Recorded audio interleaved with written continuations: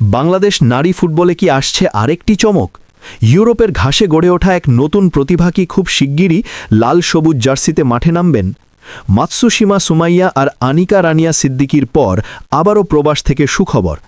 ইংল্যান্ডে বেড়ে ওঠা ব্রিটিশ বাংলাদেশি তরুণ ফুটবলার শায়লা মদিনা আহমেদকে এবার বিবেচনায় নিয়েছে বাংলাদেশ ফুটবল ফেডারেশন। মাত্র ১৬ বছর বয়সে যে পথ চলা সেটি ইতিমধ্যেই নজর কেড়েছে ইউরোপীয় একাডেমির কোচদের। এখন সেই আলোয় চোখ রাখছে বাংলাদেশও। পুরো বিষয়টি জানলে বুঝবেন, এটি শুধু একজন খেলোয়াড়ের গল্প নয়, এটি ভবিষ্যতের বিনিয়োগ, সম্ভাবনার বার্তা এবং নারী ফুটবলের নতুন দিগন্তের ইঙ্গিত।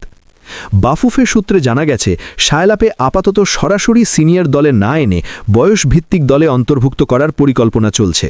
অর্থাৎ ধাপে ধাপে আন্তর্জাতিক মঞ্চে প্রস্তুত করা হবে এই তরুণ মিডফিল্ডার বা অ্যাটাকিং প্লেয়ারকে।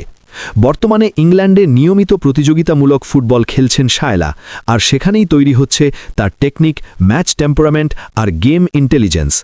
২০১৫ সালে নিজের প্রতিভার জোরে পূর্ণ স্কলারশিপ অর্জন করে তিনি যোগ দেন English Premier League club Aston ভিলার মর্যাদাপূর্ণ ফাউন্ডেশন ডেভেলপমেন্ট প্রোগ্রামে। এত অল্প বয়সে এমন একটি প্ল্যাটফর্মের সুযোগ পাওয়া যে কোনো ফুটবলারের জন্য বড় স্বীকৃতি, আর শায়লার ক্ষেত্রেও সেটিই ছিল কেরিয়ারের মোড় ঘোরানো অধ্যায়। অ্যাস্টন ভিলায় যোগ দেওয়ার আগে শায়লা নিজের দক্ষতার প্রমাণ রেখেছিলেন Northampton town FC girls elite একাডেমিতে। অনূর্ধ্ব ১৩ দলের টানা ২ মরশুম খেলেছেন তিনি, আর সেই সময় তার পারফরমেন্স ছিল চোখ ধাঁধানো। ১৭ গোল ও ২২টি অ্যাসিস্ট। শুধু সংখ্যাই নয়, ম্যাচে তার প্রভাব, বল কন্ট্রোল, পাসিং রেঞ্জ এবং আক্রমণ ভাগে সৃজনশীলতা তাকে আলাদা করে তুলেছিল। ফলাফলও এসেছে দ্রুত। ২০২০-২১ মরশুমে তিনি নির্বাচিত হন প্লেয়ার অব দ্য ইয়ার। এমন স্বীকৃতি প্রমাণ করে এটি কোনো সাময়িক ফর্ম নয়, বরং ধারাবাহিক উন্নতির ফল। বাংলাদেশ ফুটবল ফেডারেশনের সহ-সভাপতি ফাহাদ করিম ইতিমধ্যেই বিষয়টি নিশ্চিত করেছেন। তার ভাষ্য অনুযায়ী শায়লাকে এখনই সিনিয়র দলে খেলানো হবে না, বরং বয়সভিত্তিক দলে সুযোগ দিয়ে আন্তর্জাতিক ফুটবলের পরিবেশে মানিয়ে নেবার সুযোগ তৈরি করা হবে।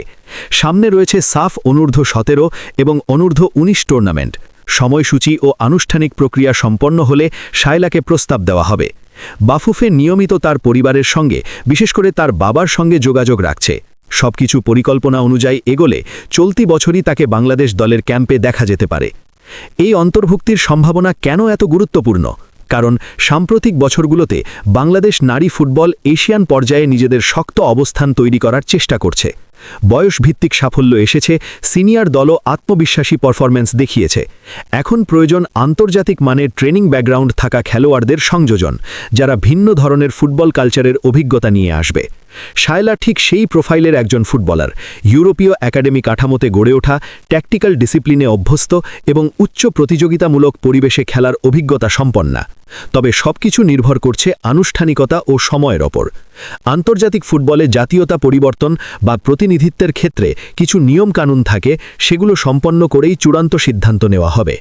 বাফুফে যে ধীরে সুস্থে পরিকল্পনা করছে সেটিও ইতিবাচক দিক, কারণ তরুণ প্রতিভাকে তাড়াহুড়ো করে বড় মঞ্চে ছুড়ে না দিয়ে ধাপে ধাপে প্রস্তুত করা হলে দীর্ঘমেয়াদে দলের লাভ বেশি। সব মিলিয়ে বলা যায়, শায়লা মলিনা আহমেদের সম্ভাব্য অন্তর্ভুক্তি শুধু একটি নাম যোগ হওয়া নয়, এটি নারী ফুটবলের ভবিষ্যৎ কৌশলের অংশ। প্রবাসী প্রতিভাদের সঙ্গে দেশের ঘরোয়া প্রতিভার সমন্বয় ঘটাতে পারলে বাংলাদেশ আরও শক্তিশালী স্কোয়াড গড়তে পারবে। এখন দেখার বিষয়, কবে আনুষ্ঠানিক ঘোষণা আসে এবং কবে লাল সবুজ জার্সিতে শায়লাকে দেখা যায়। এক নতুন অধ্যায়ের অপেক্ষায় বাংলাদেশ নারী ফুটবল, আর সেই অধ্যায়ের শুরুর লাইনে দাঁড়িয়ে আছেন ১৬ বছর বয়সী এক স্বপ্নবাজ কিশোরী, যার পায়ের ছন্দ হয়তো বদলে দিতে পারে আগামীর গল্প।